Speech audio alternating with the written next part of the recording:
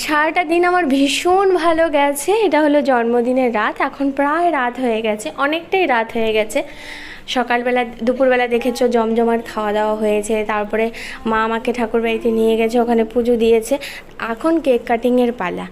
তো বর এখন এখানে নেই আপাতত, তো ওই জন্য এই প্রথম বার্থডেটাতে ও নেই। খারাপ লাগছে, কিন্তু কোনো ব্যাপার না।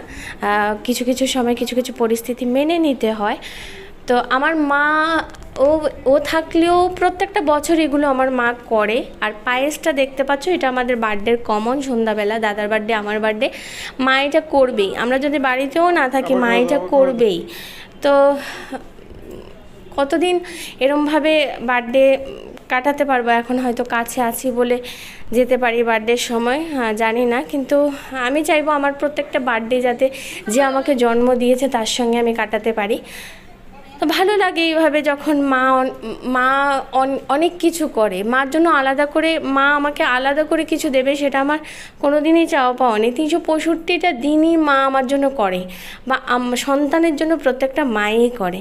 তো মা অনেক কিছু দিয়েছে, টাকা দিয়েছে, শাড়ি দিয়েছে, অনেক কিছু রান্না করে খাইয়েছে। তো মাদার্স ডেতে আমি একটু অসুস্থ ছিলাম, মোটামুটি অসুস্থই ছিলাম বলতে পারো। তো এতটাই অসুস্থ ছিলাম যে কেক বানাতে পারি। তো আজকের দিনটা সবচেয়ে ভালো দিন, যেই দিন মা আমাকে এই পৃথিবীর আলো দেখিয়েছে, ওই দিন মাদার্স ডেটা পালন করা। 365টা দিন মাদার্স ডে, আলাদা করে মাদের কোনো দিন নেই। কিন্তু আজকের দিনটা আমার মনে হয়েছে বেশি ভালো, যেহেতু এই পৃথিবীর আলো এই মাটা আমাকে আজকের দিনে দেখিয়েছে। এটা বেস্ট ডে। বার্থডে আসলে তো কত লাভ হয়। দাদাভাই দিয়েছে একটা বড় ডেইরি মিল্ক, বাবা দিয়েছে 500 টাকা, মা তো অনেক কিছুই দিয়েছে, কষ্ট করে এত রান্না করে খাইয়েছে, আর দিয়েছে 300 টাকা। এইটা একটা দাদা নিয়ে এসছে, ওই দাদাটার বাড়ির কাছাল, ওই দাদার বাড়ি হাঁপানিয়াতে। তো আমাদের সঙ্গে খুব ভালো সম্পর্ক। তো ওই দাদাই কাঁঠালটা নিয়ে এসছে, ও দাদা ভীষণ ভালো। তো ওই দাদা সকাল সকাল কাঁঠালটা নিয়ে আসছে। এটা ছিল পরের দিন সকালবেলা, মাছ দিয়ে, তারপর আলু দিয়ে, ঝিঙে দিয়ে হয়েছে। এখানে হয়েছে ঢেঁকির শাক ভাজা, এখানে হয়েছে কাঁচা কলার তরকারি বাবার জন্য, এখানে হয়েছে বাঁশকুল দিয়ে, শিমের বিচি দিয়ে একটা নিরামিষের তরকারি। খুব টেস্ট হয়েছে, এটাও খুব টেস্ট হয়েছে। প্রত্যেকটা রান্নাই টেস্ট হয়েছে মার হাতে।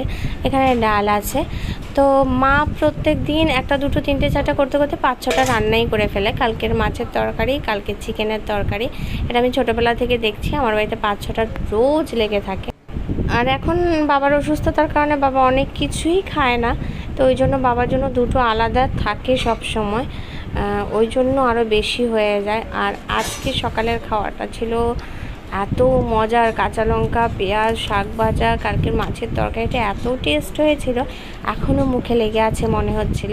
তো কাঁচা পেঁয়াজ, কাঁচা লঙ্কা এইসব দিয়ে এই ভাতে আমি একটু জল দিয়েছি, আবার লেবুটা চটকে নিয়েছি একটু লবণ দিয়ে, সেই টেস্ট। আর ক্লাস থেকে এসেছি, ক্লাসে গেছিলাম পার্লারের কাজে, তো ওখান থেকে এসে খিদে পেয়ে গেছে। এখন মা দিয়েছে আনারস, আমি খাচ্ছি আনারস। তো ভালো লাগে, মার কাছে যখন থাকি, 2 দিনের জন্য মাত্র গেছি, কতদিন পর যে মার কাছে থাকতে গেছি সেটা বলে বোঝাতে পারবো না। তো মা যখন মার কাছে যখন থাকে, তখন মা এটা ওটা সেটা শুধু করতেই থাকে। সন্ধ্যা না হতে হতে মা আবার দিয়ে দিল ম্যাগি বানিয়ে, তো যেটা